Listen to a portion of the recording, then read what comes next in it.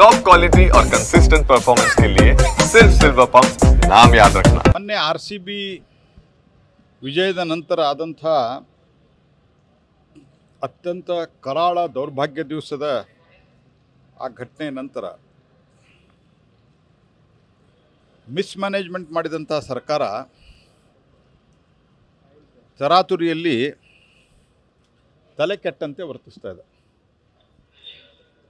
ಇಂಗ್ಲೀಷ್ನಲ್ಲಿ ಹೇಳೋದಾದರೆ they are behaving ಇರ್ಯಾಟಿಕ್ಲಿ. ಮೊದಲನೇ ದಿವಸ 11 ಜನ ಸತ್ತಿದ್ದಾರೆ ಅಂತ ಗೊತ್ತಾದ ನಂತರವೂ ಸಹಿತ ಮೊದಲು ನನಗೆ ಇರುವಂಥ ಖಚಿತ ಮಾಹಿತಿ ಪ್ರಕಾರ ಚಿನ್ನಸ್ವಾಮಿ ಕ್ರೀಡಾಂಗಣದ ಮುಂದುಗಡೆ 3 ಜನ ವಿಧಾನಸೌಧದ ಮುಂದೆ ಏನು ಮುಖ್ಯಮಂತ್ರಿ, ಉಪಮುಖ್ಯಮಂತ್ರಿ, ಅವ್ರ ಮಕ್ಕಳು, ಮೊಮ್ಮಕ್ಕಳು, ಮರಿಮಕ್ಕಳು, IAS ಆಫೀಸರು ಎಲ್ಲರೂ ಸೆಲ್ಫಿ ಫೋಟೋ ತೆಗೆಸ್ಕೋತಾ ಇದ್ದರು. ಆ ಸೆಲ್ಫಿ ತೆಗೆಸ್ಕೊಳ್ಬೇಕಾದ್ರೆ ಅಲ್ಲಿ 3 ಜನ ಸತ್ತೋಗಿದ್ರು. ಅದಾದಮೇಲೂ ಇವರು ಮಾಡಿದ್ದಾರೆ. ಇದು ಅಕ್ಷಮ್ಯ ಅಪರಾಧ ಅಲ್ವಾ ನಿಮ್ಮದು ಮುಖ್ಯಮಂತ್ರಿಗಳೇ, ಉಪಮುಖ್ಯಮಂತ್ರಿಗಳೇ?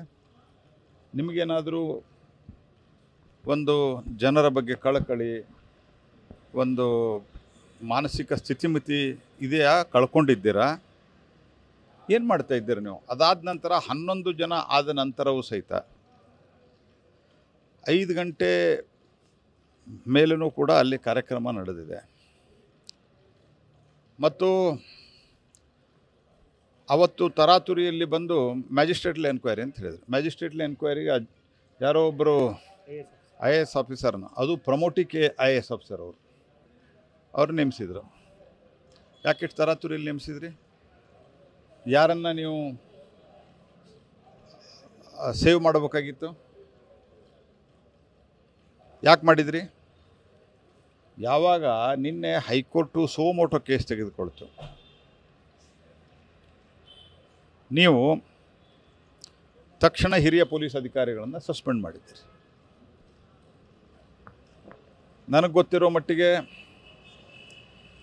ಬೆಂಗಳೂರು ಪೊಲೀಸ್ ಕಮಿಷನರ್, ಉಳಿದವ್ರ ಬಗ್ಗೆ ನನಗಷ್ಟು ಮಾಹಿತಿ ಇಲ್ಲ, ಅವರು ಒಳ್ಳೆಯವರೇ ಇರ್ಬೋದು. ಬೆಂಗಳೂರು ಪೊಲೀಸ್ ಕಮಿಷನರ್ ಒಬ್ಬ ದಕ್ಷ ಅಧಿಕಾರಿ. ಕಾರಣ ಏನು ಕೊಟ್ಟಿದ್ದೀರಿ? ಅವರು ರಿಟರ್ನ್ದಲ್ಲಿ ಪರ್ಮಿಷನನ್ನು ನಿರಾಕರಿಸಲಿಲ್ಲ. ನಾನು ಕೇಳೋದು, ನೀವು ಒಂದು ಟ್ವೀಟ್ ಮಾಡಿದ್ದೀರಿ ಸಿದ್ದರಾಮಯ್ಯನವರೇ. ಈ ಟ್ವೀಟ್ ಇದೆ. ಈ ಟ್ವೀಟದಲ್ಲಿ ಏನು ಹೇಳಿದ್ದೀರಿ ನೀವು?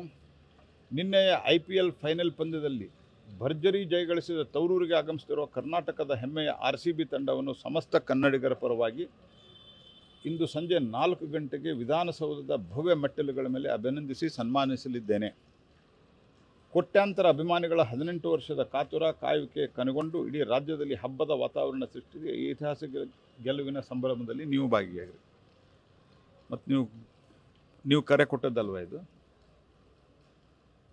ನೀವು ಇಷ್ಟು ಓಪನ್ ಕರೆ ಕೊಟ್ಟದ್ದಕ್ಕೆ ಅಷ್ಟು ಜನ ಬಂದಿದ್ದಾರೆ.